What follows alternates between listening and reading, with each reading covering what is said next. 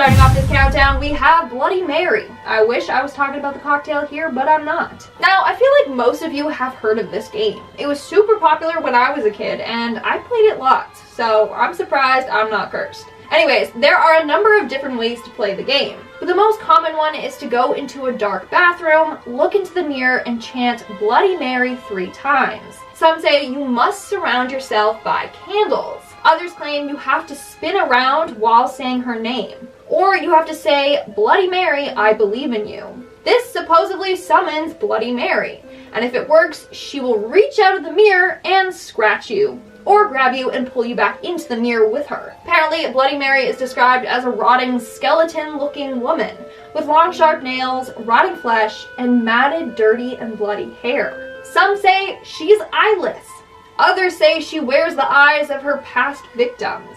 Either way, not a game I ever want to play again. Ah yes, at number 9 we have a classic. It's the Ouija board. Tale as old as time, right? Do you guys even need me to explain this one? Can we just move on to number 8?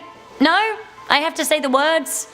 Okay then. An Ouija board is a board with printed letters, numbers and signs, plus the words yes, no, good and bye. It is used to summon spirits and communicate with them. Famously, bad spirits have indeed been summoned. Interestingly, you can actually buy an Ouija board in a lot of mainstream game shops. Why buy one when you could make one yourself? Coming into number 8 we have Charlie Charlie. Charlie Charlie is a game, I guess, a bit like the Ouija board, but it's way more DIY. A person balances pencils on top of one another with no and yes written in squares. Charlie Charlie can't be used to summon any demon though. It seems that the infamous Charlie is the only one that will appear.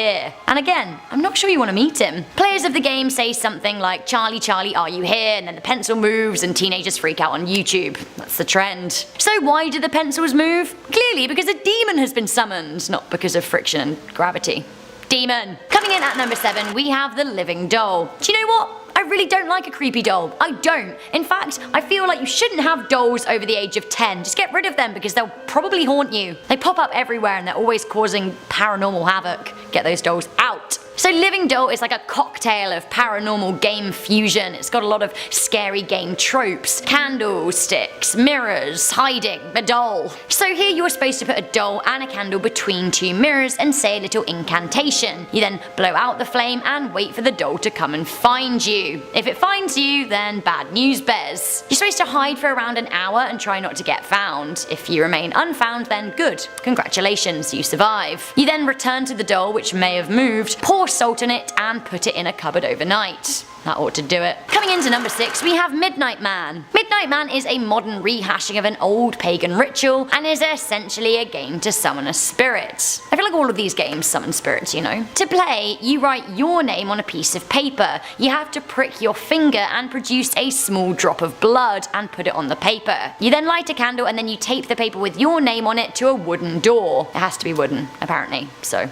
Timing is very important here. You have to then knock on the door 22 times, with the last knock coming exactly at the stroke of midnight. You then open the door, blow out the candle, close the door, relight the candle. To me, it's all a big faff. This apparently means that the Midnight Man is now in your house. Your job is to avoid being caught by the Midnight Man, who will try and scare you until 3:33 AM. No more, no less. Honestly, I'd much rather just be in bed having a good sleep. It sounds like way too much aggro. Whatever you do, don't say his name 5 times unless you want to play the game, in which case, go ahead. That's right guys, at number 5 we have Candyman. Candyman, Candyman, Candyman. Actually, do you know what? I think I'll stop there. The Candyman is allegedly a murder victim with a hook for a hand, like Captain Hook, one of my favourite characters ever. He's mean. If you say Candyman's name 5 times, then you will summon him. The only issue, aside from summoning a demon, is, you know, he's angry. He probably wants you to die. There is a movie made about it. Have you seen it? Let me know. Coming into number 4 we have the Devil's Dog. Yet another summoning game, although this one doesn't require a mirror. Shocker. If calling forth the Hounds of Hell is high up on your to-do list, then you'll be pleased to know it's actually pretty easy. All you have to do is close your eyes, although allegedly the game works best in a group of 4 with one person in the middle. Alone or together, you close your eyes and hunch into a little ball and say, Devil's Dog, Devil's Dog, Satan bring me Devil's Dog, over and over again until you feel scratch marks on your back. You'll likely even see them. This way you'll know that you've been marked by the Hellhounds. Apparently they'll provide you with protection, but you'll also be cursed, so you know, again, tea and Catan? Anyone? Coming into number 3, we have Mirror Tunnels. Mirror Tunnels is a classic parallel universe game. For this one, you're supposed to set up 2 very big mirrors facing one another, and then you physically stand in the middle. You stand looking in the mirror and count how many frames you can see over your shoulder in your reflection, like mirror after mirror after mirror after mirror, kind of like that bit in Black Swan. It's actually honestly probably enough to send you mad. So you were supposed to look out for movement in the frames. You should be standing still, but one of your reflections might move in another dimension. Honestly, to me it's all a bit mind-bending, but basically, so it goes. One version of you in a different dimension may bring something bad to your current dimension. Do you know what? I've gone cross-eyed. I feel like we need to move on. It's too much. Although I will say, in every world in which you exist, are you always going to be good? Honestly, probably better just to leave this one alone. Okay, this is another scary game that comes from Japan, and to me that makes it a little bit scarier. We have the bath game. Also known as Daruma-san, the bath game involves summoning a grotesque ghost, and then you gotta stop it from catching you. Again, I'm sensing a theme here. This is like very normal for paranormal games, right? Honestly, summoning a demon in the bath isn't my kind of party. I'd rather have a candle and a glass of wine and a good book, but whatever floats your boat. It seems that this game involves taking a bath at night in the dark and sitting facing the taps. You're supposed to wash your hair and then repeat the words "Daruma-san fell down" over and over again. You've got to keep your eyes shut, but you'll feel a presence in the bath with you. When you feel the presence, you should ask, why did you fall in the bath? When you feel like the presence finally leaves you, you've got to get out of the bath, but leave the water where it is, don't drain it. The next morning is when the game begins. The ghost of Daruma will follow you. She'll get closer as the day goes on, but you cannot let her catch you. When you see her over your shoulder, you must shout "Kita," which means I cut you loose, and then perform a karate chop. Kita! I mean, that sounds fun, but honestly, the whole thing sounds pretty pointless. Why spend a day escaping a demon when you could just, you know, be having a good day? Pray for devils have no reason. Satan waits to curse your ways. Have you seen it in his eyes in the sunset? Have you wonder if he's laughing when he plays? That's right, coming into number 1 we have the Devil's Game. Great! So I found that terrifying description on a game listed on creepypasta.com, and it seems that the game has a 9.1 out of 10 rating from over 5,000 votes, so it must be scary. The game allegedly allows you to speak with the devil, and if you do it right, I quote, there's a fair chance you'll walk away scot-free. Good.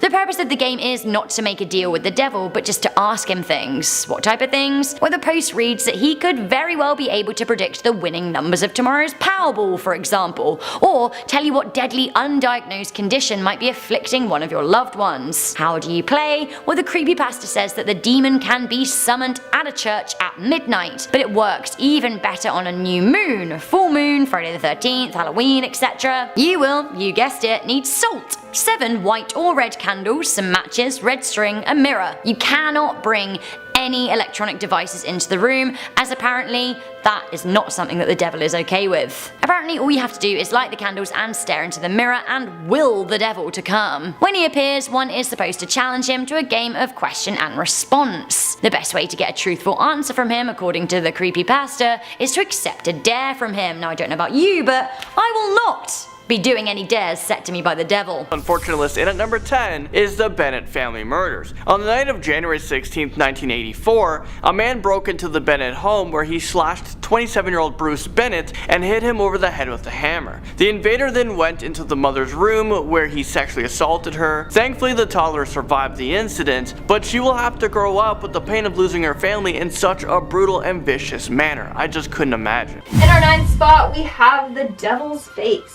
This is the game for you if you have ever wanted to see what the devil looks like. Basically, it's simple. Go to your bathroom at night right before midnight. Stand in front of the dark mirror and close your eyes. When the clock strikes midnight, open your eyes and stare into the mirror. You should see the devil staring right back at you. Yeah! Like, get it? Like you're the devil? In our 8th spot, we have Charlie Charlie. This game seems simple enough. Get a piece of paper, draw a grid on it so that there are 4 different sections, and write yes and no in the boxes. Then take 2 pencils and balance one on top of the other. Start the game by saying, "Charlie, Charlie, are you here?" If he is, the pencils will move and it should point to yes. Then you can start to ask him yes or no questions. Now, who exactly is this Charlie boy? Well, it ain't Charlie Brown, that's for sure. Now, there are a number of versions. One claims he's a demon from Mexico. Others say he's the ghost of someone who took their own life, or the ghost of someone that died in a tragic accident. Either way, I'm not trying to contact nobody from the afterlife. No, thank you. Especially because Charlie has sinister intentions. Now guys, before I go any further, make sure to give this video a big thumbs up. You know the drill, because it really helps us out. Moving on to number 7, we have the closet game. This game, if done correctly, will summon a demon into your own home. Again, why is this considered a game? What's scary is that this game is fairly easy. Yeah, it's easy to summon demons. Great. Anyways, all you have to do is stand in your closet in the night with an unlit match. Then out loud you have to say, oh, I don't even want to say it. Show me the light or leave me in the darkness. Once you hear a faint whisper, light up the match. Oh, I'm getting shivers. Ugh. If you don't, you will be dragged off into the darkness. If you light it in time, you're safe from this demon. But now, you've invited it to live in your closet. And you always have to shut the closet door every night before bed. And you can never look inside the closet without a light on. Moving on to number 6, we have the elevator game. I think this one has to be one of the scariest games on this list. And I don't know why it's considered a game. Like, it's not fun, and it can cause death or possession. The elevator game is said to be one of the world's most dangerous games. Now, there are a bunch of rules you have to follow. When done correctly, you can visit another world. Basically, you have to be in an elevator that has at least 10 floors. When you're in the elevator, you have to press the floor buttons in a specific order. I ain't telling you because you guys aren't playing this game. After doing so, you press the 5th floor and a woman will enter the elevator with you. This woman is not alive, and it is deadly if you look or talk to her. Then you're supposed to go to the 10th floor, which will bring you to another dimension. The other world is identical to ours, but with slight differences. Like maybe the lights will be off and electronics won't work. And you can encounter ghosts. Now there are reports of people who have played this game. Some have said that they ended up looking at this woman and now she haunts them. Others claim that some sort of entity has followed them home. Seriously, do not try this game whatever you do. You might get trapped in another world and not be able to get back. We are now at our 5th and halfway mark with the 3 Kings. For this game, you need a large empty room without windows, candles, a bucket of water, and a mug, a fan, 2 large mirrors, 3 chairs, an alarm clock, and a bunch of other stuff. Now, the steps for this to work are pretty elaborate. To play this game, you need to set up the mirrors facing each other with a chair in the middle. The chair is your throne. You're the king. The other chairs are the queen and the fool. The game starts at 3:30 a.m. You gotta sit in the chair with the lit candles and stare into the darkness. Basically, if you follow all the steps, you will transport your consciousness from this dimension into another. Some have said that they have seen other versions of themselves. Others have said they have gotten answers to their burning questions. Again, if done wrong, this could go very badly. In our 4th spot, we have one man hide and seek. Ever want to play hide and seek by yourself? No. Just no. This game is said to summon the dead. Yeah, you heard me correctly. Basically, for this game, you call upon a spirit and present it with a doll that it can possess. And then you play hide and seek with this possessed doll. First off, you need to empty the doll of its stuffing and replace it with rice and one of your fingernails or a strand of hair. Then you sew the doll back up. Then you place the doll in a tub filled with water and turn the lights off. You then fill your mouth with some salt water and then go back to the bathtub. The doll should be gone.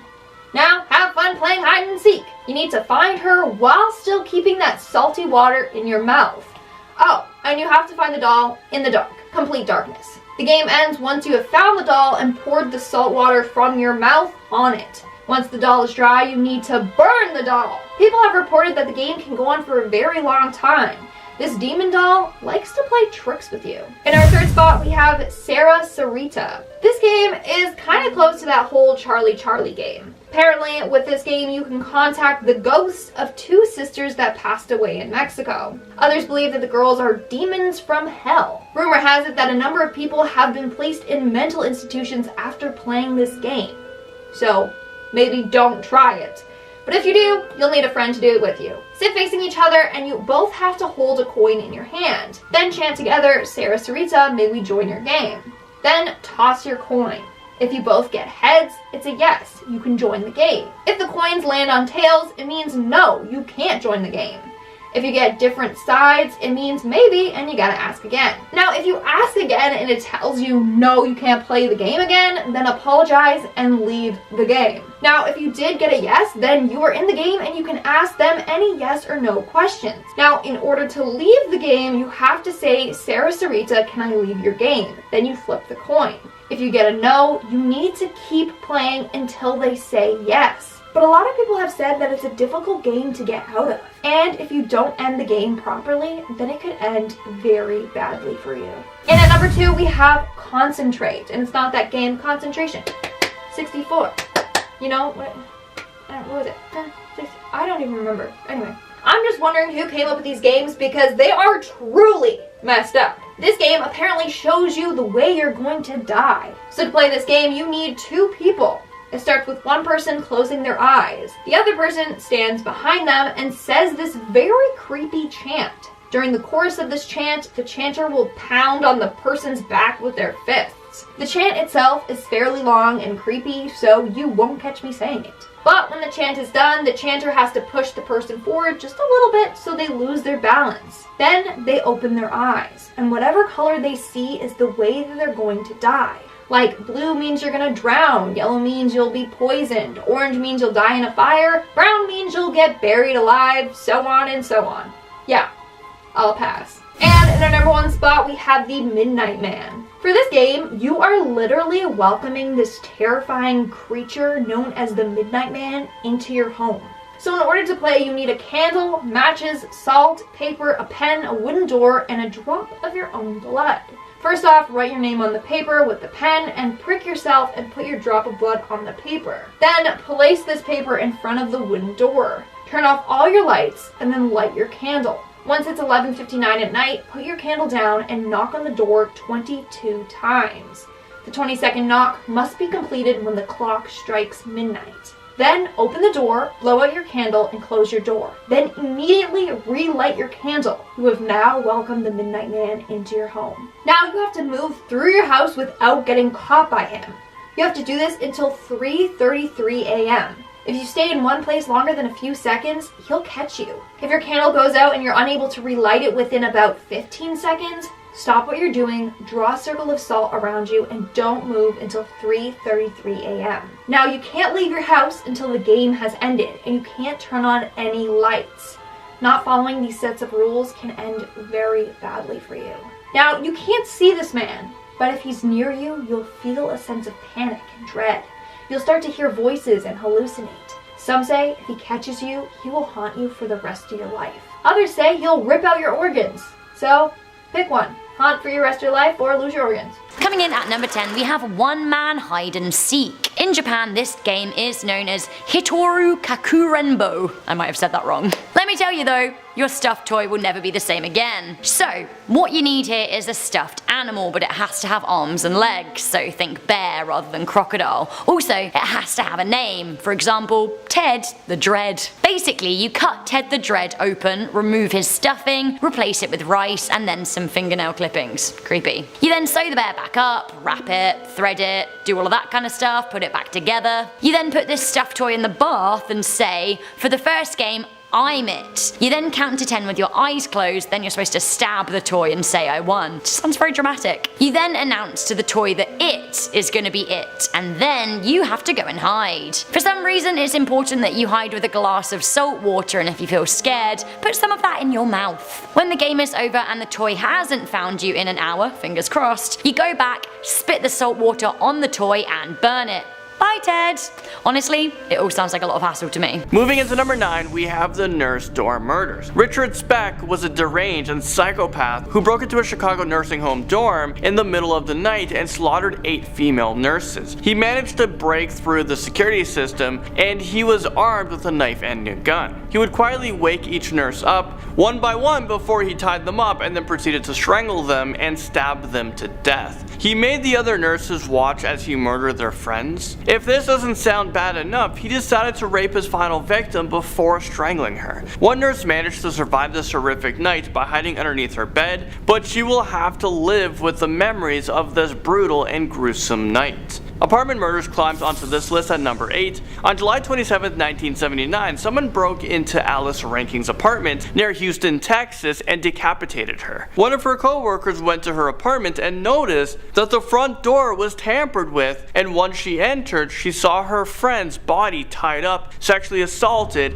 and there was a trail of thick blood. And what makes things even more creepy is the fact that her head wasn't even attached to her body and it was never found. So this creepy killer probably has a collection of heads in his room. And then 2 weeks later, another home invasion took place 2 floors up the same apartment building. This woman was also beaten, raped, and stabbed numerous times. The killer was never arrested, so I wonder if he's still alive today, collecting people's heads. The Sadagaya family murders comes onto this list at number 7. A mysterious man armed with a knife snuck into the 2nd floor window of the family's apartment in Japan. The lunatic managed to stab the father multiple times until he died, but the killer wasn't finished there. He moved into the kitchen, grabbed another knife, and stabbed the mother of the family. What makes this case even crazier is that after the brutal killings, the murderer stayed inside of the home for several hours. He did some internet surfing and ate some ice cream before he decided to leave the crime scene. And oh yeah, this killer has never been caught. This case is still considered to be open, and there are dozens of investigators working on this case full time. Moving into number 6 on this list is the Ketty Cabin murders. On the night of April 11th of 1981, 3 victims were bludgeoned to death in their California cabin. A mother, her teenage son, and their son's friend was viciously murdered inside of the cabin while they were sleeping, and the 4th victim was a 12-year-old girl whose remains were found years later in a nearby cabin. What makes this case even more upsetting is the fact that these murders remain a mystery today.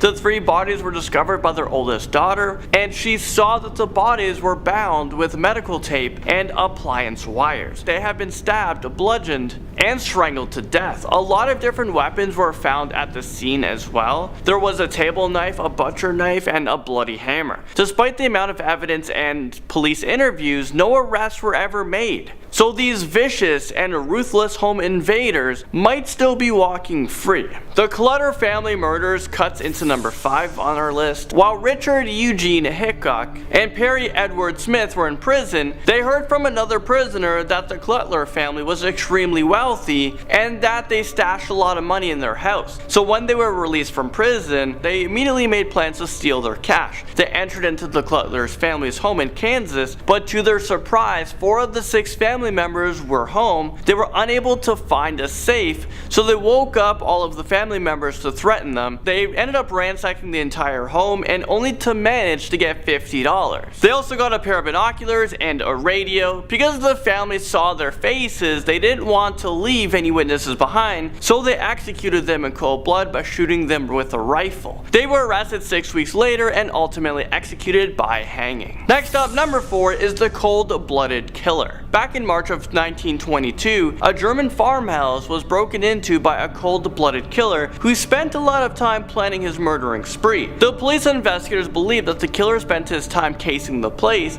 and then he hid in the attic and lured the family members into the barn one by one so that he can hack them up with a farming tool. I mean, is this real life right now? The father, his wife, their 3 children, and their maid were all brutally beaten to death, and it's been over 96 years and no arrests have ever been made. The family even reports suspicious activity like a pair of house keys that went missing and a mysterious footprint in the snow that led into the back door, but they were all disregarded. So if the police were more diligent with this case, this family might not have been hacked up to death. The Cheshire home invasion murders takes us into number 3. 2 convicted criminals were scoping out a mother and her daughter at a grocery store, and they decided to follow the girl home and break in later that night. Around 3 a.m., 2 psychopaths broke into the Petite family's home. They hit the father on the head with a baseball bat and tied him to a pipe in the basement. After that, the 2 criminals went upstairs to continue their reign of terror onto the rest of the family. They doused the entire house in gasoline, choked the mother to death, and then set the house on fire before they attempted to escape. The father managed to make it out alive, and the 2 men were eventually arrested, but the entire home invasion lasted lasted for 7 hours, so it's no doubt that this poor family suffered a lot. Slashing into number 2, we have the axe murders. Back in 1911, when crime rates weren't high, and you never had to worry about someone breaking into your home, an axe-wielding maniac snuck into a family home and hacked a mother and her 3 children to death with his axe. The killer continued his murdering spree along the route of the South Pacific Railroad. So he started in Iowa and then he made his way to Louisiana and San Antonio. 6 homes in total were broken into and 49 family members were brutally butchered to death with his sharp axe blade. One thing that all these families had in common was that they were families of mixed races. There were many arrests made during the killing spree, but the murders continued and no one was ever found guilty. I think a large part of this for why we lock our doors is because of this serial killer. The Manson murders tops our list in at number 1, and I think we've saved the best for last. This is probably the most infamous homicidal home invasions that was organized by a psychopathic cult leader,